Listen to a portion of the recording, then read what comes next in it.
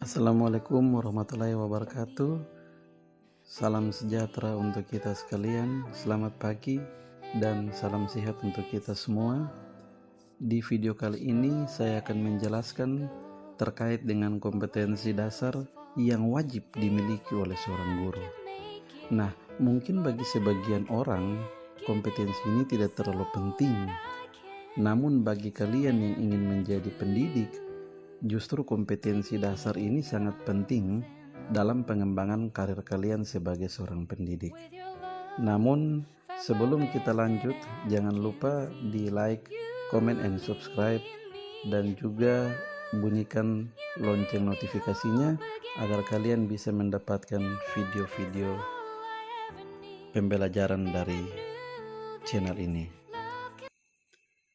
Kompetensi yang pertama adalah kompetensi pedagogik. Nah, bicara terkait dengan kompetensi pedagogik, maka ada beberapa hal yang harus dilakukan oleh seorang guru. Yang pertama adalah seorang guru harus menguasai karakteristik peserta didik dari aspek fisik, moral, spiritual, sosial, kultur, emosional, dan intelektual. Nah, ini sangat penting dilakukan oleh seorang guru agar dalam pelaksanaan pembelajaran itu tidak terjadi diskriminasi atau penilaian-penilaian yang subjektif dari guru terhadap siswa. Nah, sehingga ada berbagai macam model atau media pembelajaran. Saya umpamakan saja model pembelajaran kooperatif tipe STAT yang justru dalam pembagian kelompoknya itu mengharuskan guru untuk dapat membagi kelompok siswa dalam kelompok itu secara heterogen dengan tidak memperhatikan strata sosial dan lain-lain sebagainya. Yang kedua adalah seorang guru harus mengembangkan kurikulum yang terkait dengan mata pelajaran yang diampu. Nah, ini pun seringkali disalahartikan oleh sebagian besar guru. Nah, hal ini kenapa saya katakan demikian?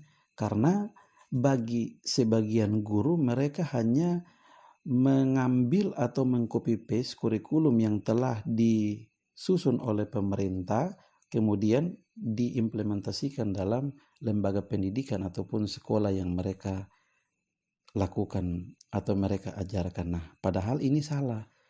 Yang seharusnya adalah seorang guru harus mengembangkan kurikulum terkait dengan mata pelajaran yang diampu. Kenapa? Pemerintah pusat hanya menyusun kerangka kurikulumnya secara universal, kemudian memberikan ruang atau memberikan otonomi itu kepada masing-masing guru mata pelajaran untuk kemudian mengembangkan kurikulumnya itu sendiri berdasarkan karakteristik daripada tiap-tiap daerah.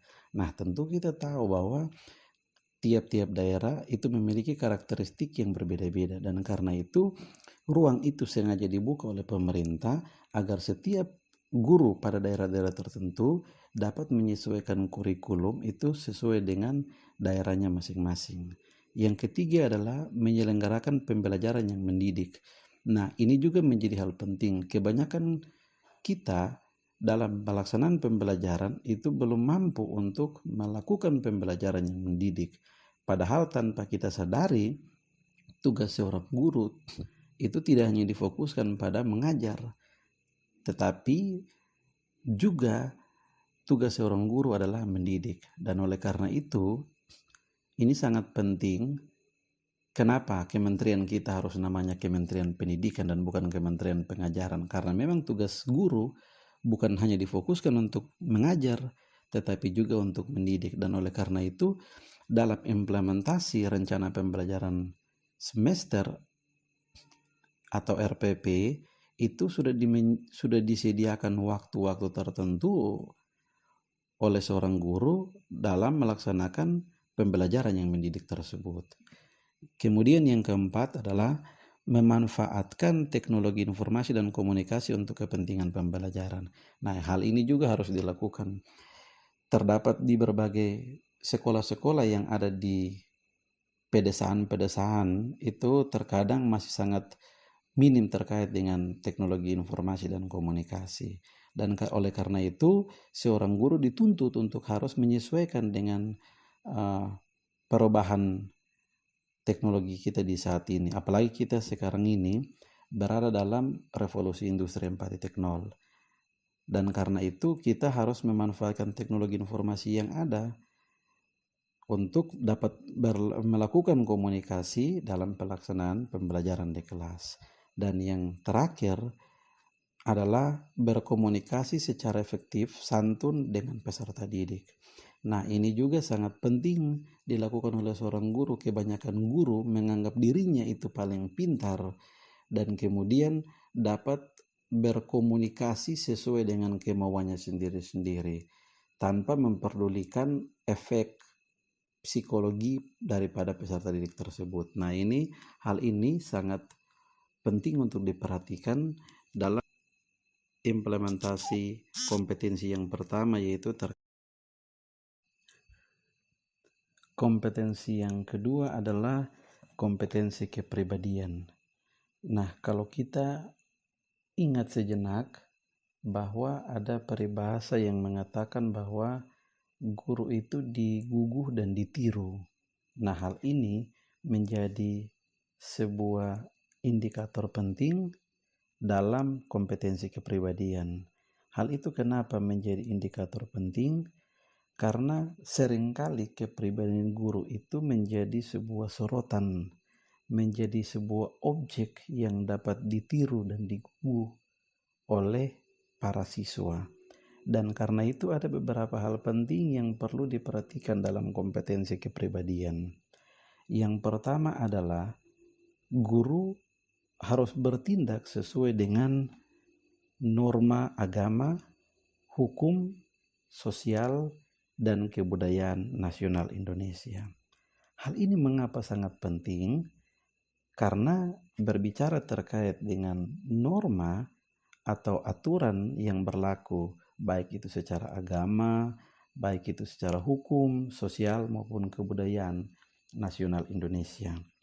Dan oleh karena itu, ini menjadi sangat penting bagi seorang guru harus bertindak berdasarkan hal itu. Kenapa demikian? Karena jika tidak bertindak berdasarkan norma-norma yang telah ada, otomatis sangat berdampak besar terhadap pengembangan karir maupun individu daripada siswa guru tersebut. Yang kedua adalah menampilkan diri sebagai pribadi yang jujur, berakhlak mulia, teladan bagi peserta didik dan masyarakat. Nah, hal yang kedua ini juga sangat penting. Kenapa sangat penting? Karena bagaimana seorang guru tersebut dapat menampilkan dirinya sebagai pribadi yang jujur. Nah, berbicara terkait dengan kejujuran, maka tidak semua orang memiliki indikator kejujuran. Dan karena itu kita sebagai seorang guru yang adalah agent of change seharusnya dapat menjadi pribadi yang jujur agar ketika dilihat oleh siswa kita, mereka dapat mencontohkan kejujuran yang kita lakukan. Kemudian berakhlak mulia. Hal ini pun harus dilakukan oleh seorang guru. Kemudian menjadi teladan bagi peserta didik dan masyarakat. Kita dapat menjadi contoh dalam aktivitas kita setiap hari maupun dalam pergaulan kita di masyarakat pun kita harus dapat menjadi contoh sehingga baik peserta didik maupun masyarakat yang melihat pribadi kita itu mereka dapat mencontohkan kita dalam berkehidupan secara individu maupun dengan kelompok masyarakat. Yang ketiga adalah menampilkan diri sebagai pribadi yang mantap, stabil, dewasa, arif, dan berwibawa.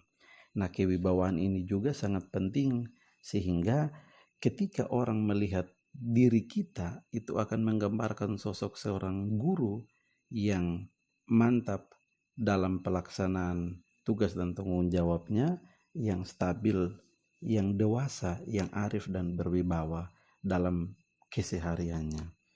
Kemudian yang keempat adalah menjunjung etos kerja, tanggung jawab yang tinggi, kemudian memiliki rasa bangga menjadi guru, dan kemudian memiliki rasa percaya diri. Hal ini sangat penting dalam menunjang kompetensi kepribadian daripada seorang guru tersebut, sehingga dalam implementasi tugas dan tanggung jawabnya dapat dilakukan dengan baik dengan rasa percaya diri. Dan yang kelima adalah menjunjung tinggi kode etik profesi guru. Nah, untuk poin menjunjung tinggi kode etik profesi guru ini nanti kemudian kita akan bahas dalam video selanjutnya terkait dengan kode etik profesi guru. Baik, yang ketiga adalah kompetensi sosial. Nah, bicara terkait dengan kompetensi sosial, maka tidak akan pernah terlepas dari interaksi antara seorang guru tersebut dengan orang lain, dalam hal ini baik secara individu dengan individu maupun antara individu dengan kelompok ataupun antara kelompok dengan kelompok. Nah, dan karena itu menjadi seorang guru kompetensi sosial itu merupakan hal yang penting dalam menunjang karirnya sebagai seorang guru. Hal yang pertama adalah selalu bertindak objektif, tidak diskriminatif karena pertimbangan jenis kelamin, agama, ras, kondisi fisik, latar belakang keluarga, dan status sosial ekonomi. Nah, hal ini sangat penting bagi seorang guru dalam melaksanakan asesmen terhadap siswa. Kenapa? Karena kebanyakan guru itu masih dalam melakukan penilaiannya masih secara subjektif. Diperhatikan terkait dengan jenis kelamin, yang ini agama apa, yang ini berasal dari suku mana, kemudian ini berlatar belakang keluarga seperti apa, status sosial ekonominya seperti apa. Nah, ini seringkali masih sangat mempengaruhi asesmen dalam pembelajaran di kelas. Dan oleh karena itu menjadi hal yang sangat penting bagi seorang guru agar dalam bertindak memberikan penilaian maupun memberikan hal-hal lain selain penilaian kepada siswa itu harus bertindak secara objektif. Yang kedua adalah mampu berkomunikasi secara efektif, santun dengan semua pendidik, tenaga kependidikan, orang tua, dan masyarakat. Nah, hal ini juga sangat penting.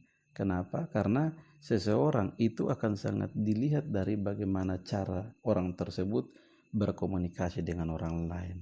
Jika kita mau untuk dihargai, berarti otomatis kita harus terlebih dahulu menghargai orang lain sehingga orang lain dapat menghargai kita. Nah, hal ini juga sangat penting bagaimana seorang guru membangun pola komunikasinya yang efektif, santun, baik itu dilakukan dengan sesama pendidik maupun dengan tenaga kependidikan, orang tua, dan juga terhadap masyarakat. Janganlah kita menganggap bahwa diri kita ini sudah menjadi seorang guru, kita sudah melebihi segala-galanya, dan karena itu kita tidak lagi menghargai orang lain.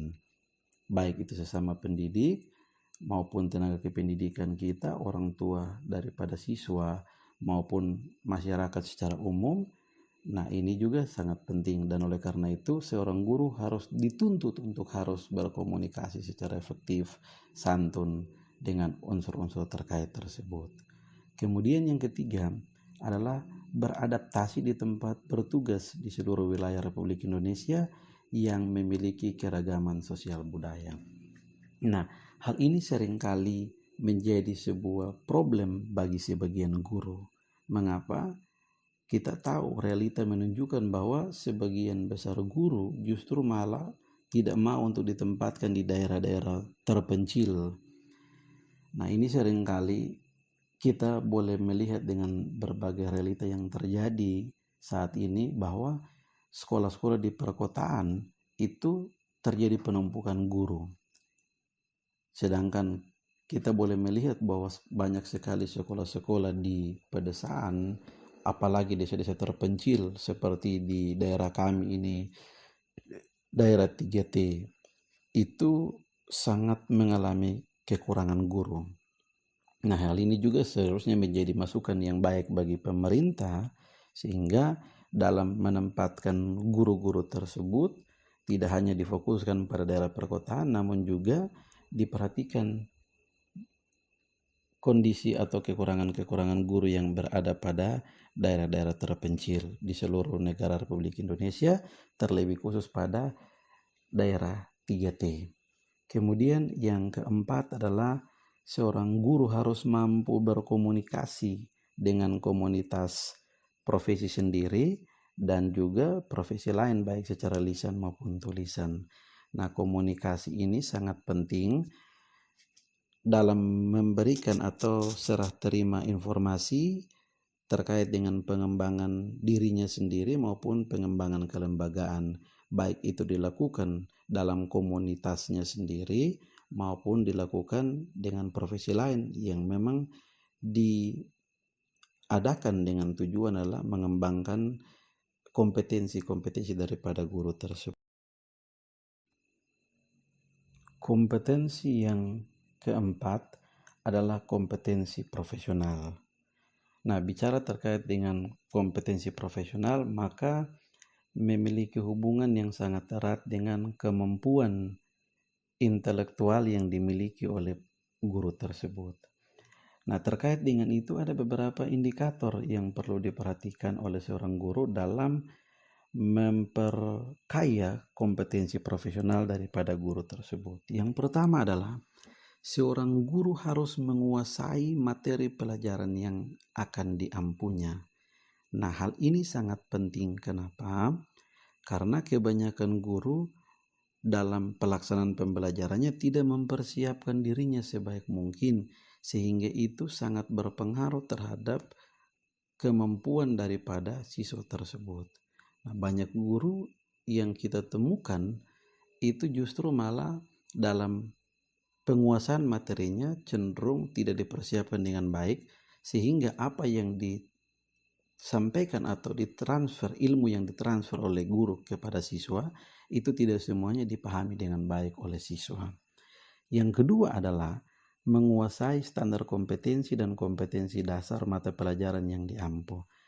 Nah, hal ini perlu diperhatikan oleh guru sehingga dalam implementasi pembelajarannya itu dapat mencapai sasaran pembelajaran dengan baik, dapat mencapai tujuan pembelajaran tersebut dengan baik dengan memperhatikan standar kompetensi dan kompetensi dasar yang telah ditetapkan.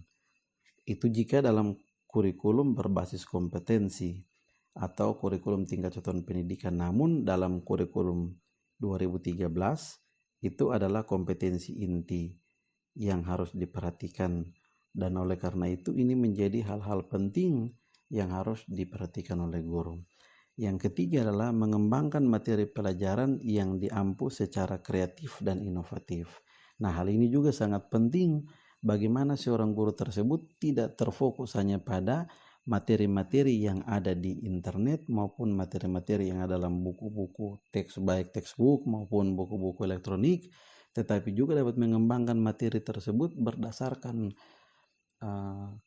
kondisi ataupun lingkungan di mana seorang guru tersebut berada, dengan mengkolaborasi atau menggunakan model ataupun metode-metode pembelajaran seperti contextual teaching and learning. Nah, hal-hal ini kemudian perlu digabungkan dalam hal pengembangan materi pembelajaran yang akan diajarkan oleh guru tersebut. Kemudian yang keempat adalah memanfaatkan teknologi informasi dan komunikasi untuk mengembangkan diri. Nah, ini juga masih sampai sekarang itu masih menjadi problem yang sangat besar untuk guru-guru yang berada di pedesaan ataupun guru-guru yang tidak lahir di zaman sekarang ini.